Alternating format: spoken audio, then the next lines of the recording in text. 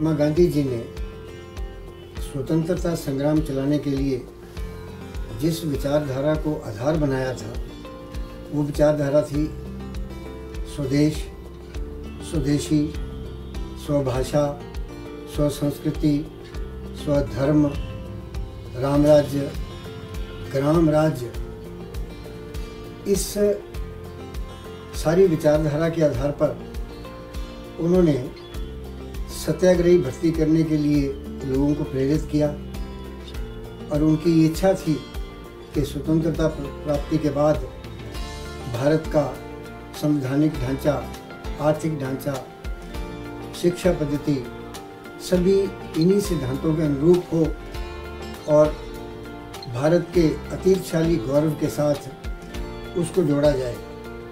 लेकिन स्वतंत्रता प्राप्ति के बाद और गांधी जी की मौत के बाद इन सब बातों को भुला दिया गया और केवल मात्र जो अंग्रेज़ों के छोड़े हुए सिद्धांत थे, शिक्षा पद्धति थी, संवैधानिक ढांचा था, आर्थिक नीति थी, उसी के आधार के ऊपर देश कल्याण की योजनाएं बनने लगी। इसलिए हम कहते हैं कि गांधी जी के साथ ही गांधी दर्शन भी चला गया।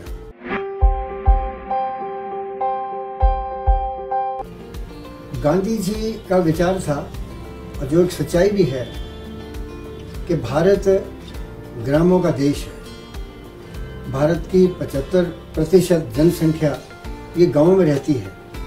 वो चाहते थे कि कोई भी आर्थिक नीति, औद्योगिक नीति अगर बनाई जाए तो गांवों को एक इकाई मान करके बनाया जाए।